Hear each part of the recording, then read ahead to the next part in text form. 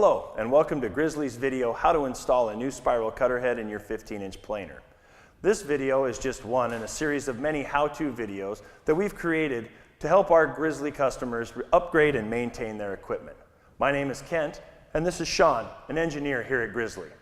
Today, we're going to show you step by step just how easy it is to remove the cutter head and install some new bearings. First, we will show you how to remove the conventional straight knife cutter head, and then proceed to show you how to install your new spiral version.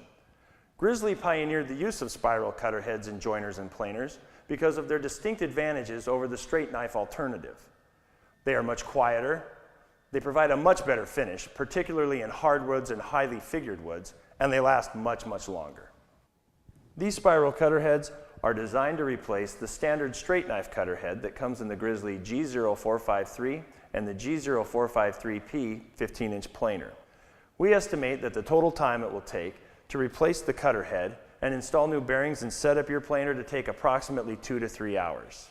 This video, along with the written instructions that are provided with the product, will guide you step by step through the installation process. We recommend that you watch this video in its entirety and you read and understand your instructions thoroughly before you begin the project. If you still need some assistance, feel free to call our technical support at 570-546-9663. Most importantly, remember to always follow shop safety guidelines and to wear your safety glasses. They're the most important piece of safety equipment you own. A complete list of all the needed tools and equipment are included in the instructions that come with your new spiral cutter head. Check through this list very carefully and make sure that you have access to everything you need before you begin the project. To avoid delays and potential damage to your equipment, don't attempt this project unless you have all of the proper tools. The three critical items are a pulley puller, replacement gaskets for the gearbox, and new bearings. While it may be possible to reuse your old bearings, we strongly recommend that you replace them.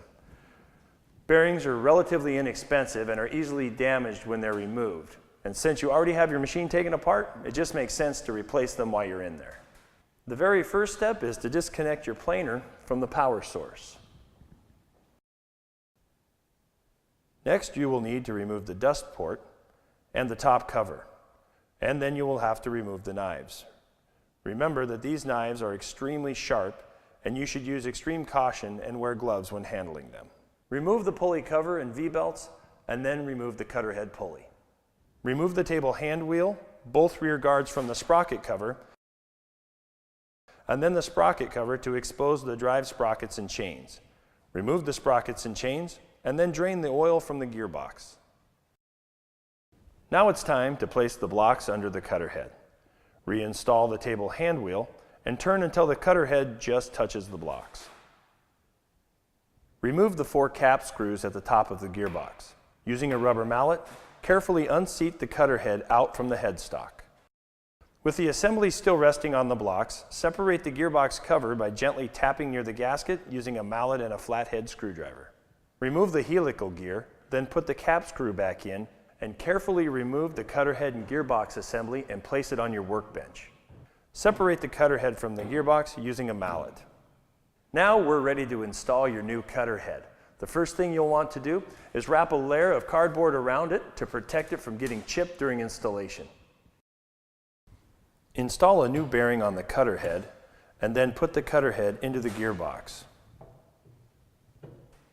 Install the helical gear and using a new gasket, reassemble the gearbox and fill it with clean 80-90 weight sprocket oil.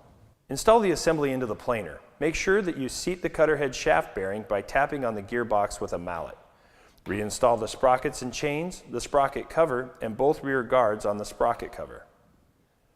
Install the cutter head pulley and then remove the cardboard from the cutter head. With the power still unplugged from the machine, rotate the cutter head slowly by turning the pulley to make sure it is not in contact with anything. Reinstall the V-belts and put the V-belt cover back on. Put the top cover and dust port back on, and you're done. Next, we're going to show you how to correctly rotate or change the inserts. The 15-inch spiral cutter head is equipped with 74 indexable inserts.